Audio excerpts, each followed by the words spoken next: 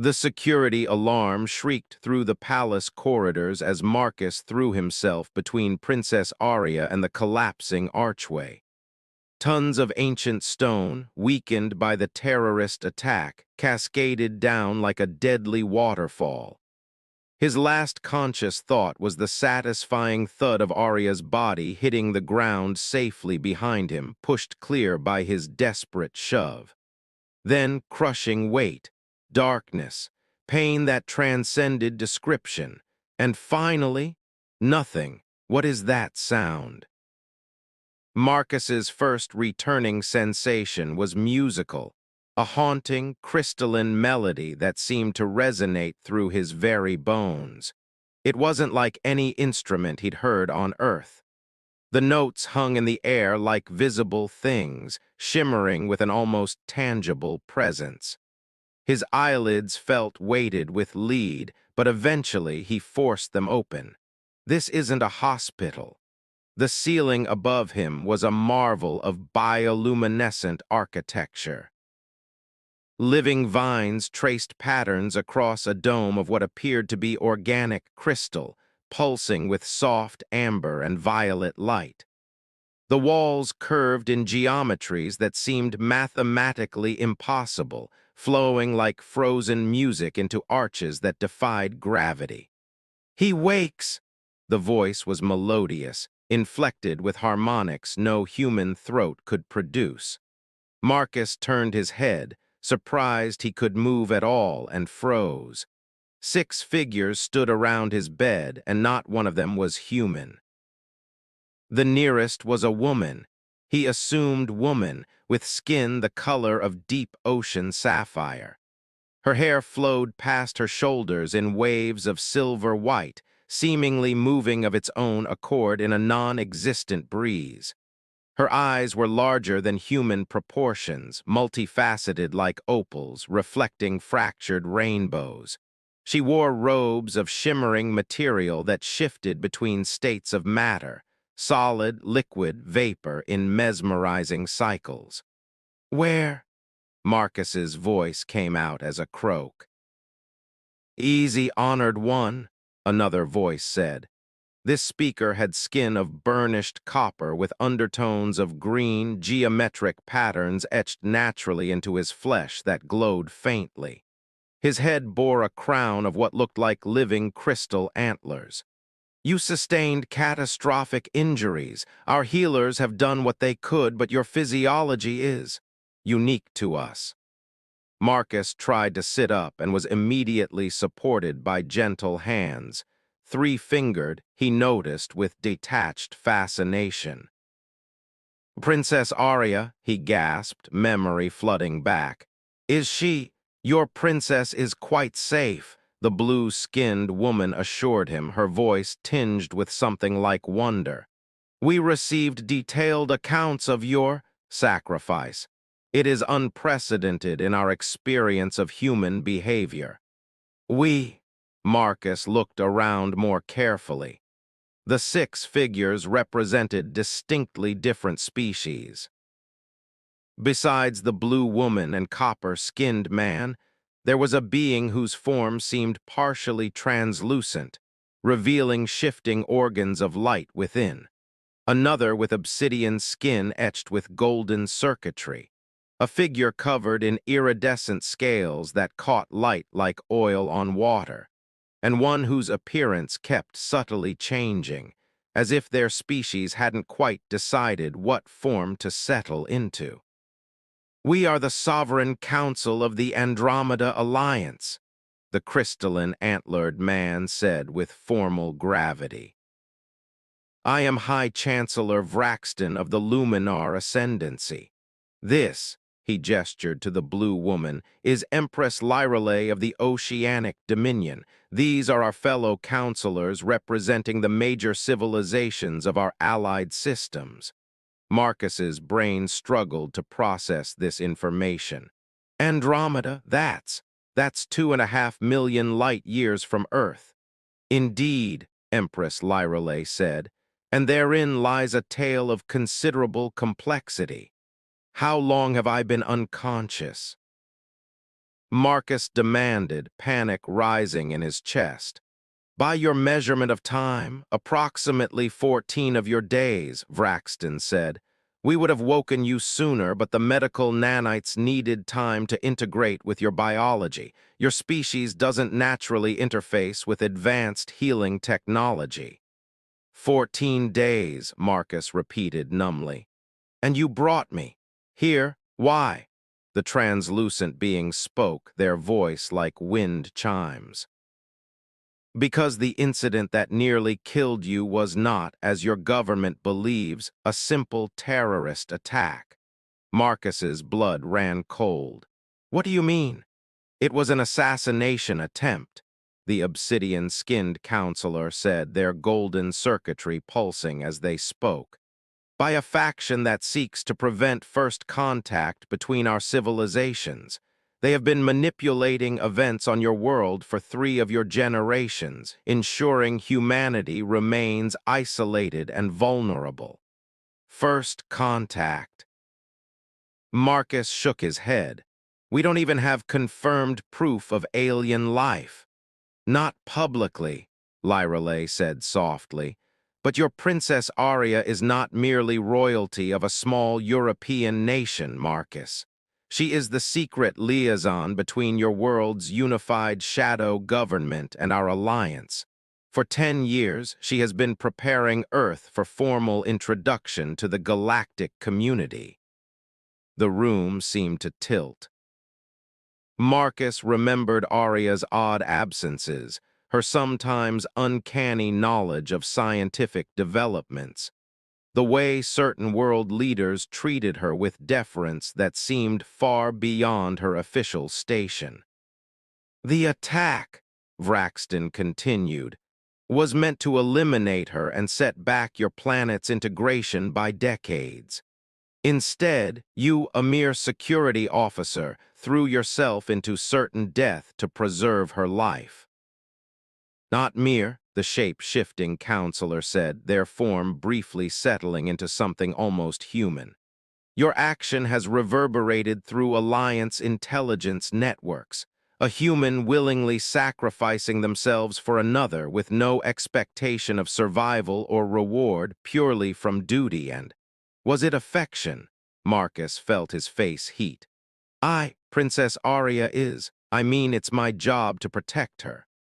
Your job, Lyrelay said gently, required you to protect her with your life if necessary. It did not require you to die when her survival could be ensured by your sacrifice. There is a profound difference. You chose the certainty of your death for the possibility of her life. This is the kind of selflessness the saboteurs claim humanity incapable of. They argue humans are too violent, too selfish, too primitive for Alliance membership, the translucent being added. They point to your wars, your environmental destruction, your inequality as evidence you would be a threat to galactic peace. They're not entirely wrong, Marcus said quietly. No, Vraxton agreed.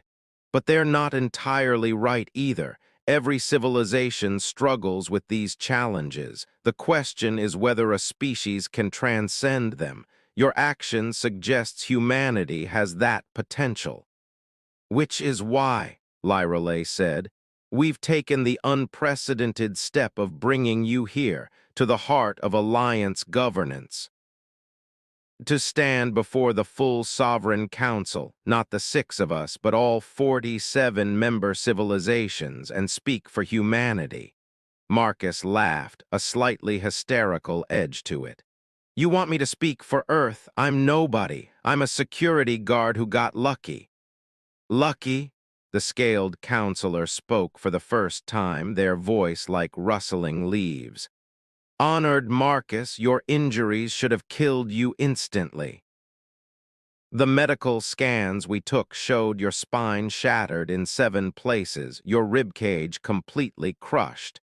Your skull fractured so severely our healers initially believed you already dead. You survived through sheer determination. your body simply refusing to stop until you confirmed Arya's safety. Our physicians have never seen such resilience.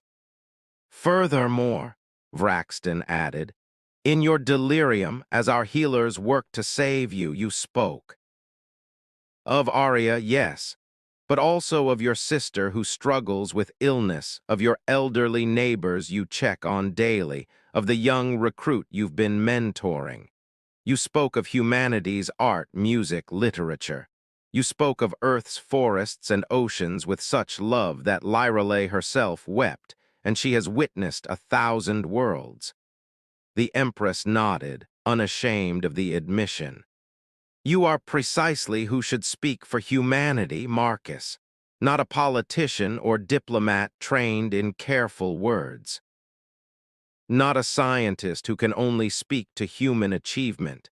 You, someone who embodies the compassion and courage we hope to see in Alliance members. Marcus was quiet for a long moment, absorbing the enormity of what they asked. What happened to the attackers, the ones who caused the collapse? Dead, the Obsidian counselor said flatly. Suicide rather than capture, but we've identified their backers, a coalition of isolationist civilizations who profit from restricted trade zones. They fear human ingenuity, actually. Your species' rapid technological progress despite your isolation is remarkable, threatening to some. So I'm supposed to convince 47 alien civilizations that humanity deserves a seat at their table, Marcus asked. Based on one stupid heroic gesture. Based on the fact that the gesture wasn't stupid, Lyrale corrected gently. It was brave, it was necessary. And it reflected values your species holds dear even if you don't always live up to them. That's what we need to see, not perfection, but the aspiration toward it. And if I fail, if they reject Earth, then humanity remains quarantined, Vraxton said heavily. Your planet will be allowed to develop naturally for another millennium, perhaps two, until your species matures. But Marcus, your civilization faces existential threats your governments don't fully understand. Climate cascade effects, asteroid impacts your detection systems will miss quantum degradation of your planet's magnetic field. With Alliance membership comes protection, technology sharing, cultural exchange. The saboteurs know this. They want Earth to fail without Alliance support, proving their thesis about human unworthiness. Marcus closed his eyes. When would I address this council? 3 days, the shape-shifter said. We'll prepare you, teach you the protocols, and... They hesitated. We've arranged for Princess Arya to join you. She's been inconsolable since learning you survived. She wishes to stand with you when you speak. Something warm bloomed in Marcus's chest at that. She's here. En route, Lyrale confirmed with a knowing smile. She defied considerable pressure to remain on Earth, insisted on taking the quantum fold to our capital. She'll arrive tomorrow. Will my testimony really matter? Marcus asked. Can one person's words change political reality? That, Vraxton said, is perhaps the most human question you could ask, always doubting your significance. Let me answer it this way. Empress Lyrale's species nearly destroyed themselves in civil war 7,000 years ago. They were saved by a single individual, a child, actually, who stood before their planetary council and asked one simple question. If we kill everyone who disagrees with us, who will be left to prove we were right? Their entire civilization paused, reconsidered, changed course. One voice, Lyrale added, speaking truth with courage, can reshape destinies. Your sacrifice already proved you possess both. Now we need you to share that truth with those who have never encountered humanity directly. Marcus looked around at the impossible alien faces regarding him with what he could only interpret as hope. He thought of Earth, complicated, beautiful, troubled Earth, and all the people there who had no idea their future might hinge on what happened in this crystalline chamber millions of light years from home. "All right," he said finally. "I'll do it. I'll speak for humanity." The six counselors bowed, each in their species' own manner, and Marcus understood he'd just accepted a burden that would define the rest of his life. 3 days to prepare. 3 days to find words that could bridge the gap between human and truly alien understanding. 3 days to prove that one security guard's choice to die for someone he cared about could represent an entire species' capacity for growth. And somewhere between here and Earth, Arya was coming. Marcus touched his chest where his heart beat steadily, held together by alien technology and the sheer stubborn refusal to leave her unprotected. Well, he thought with a slight smile, I've already died once this week. How much scarier can addressing a council of alien royals be? The answer, he suspected, was about to become terrifyingly clear.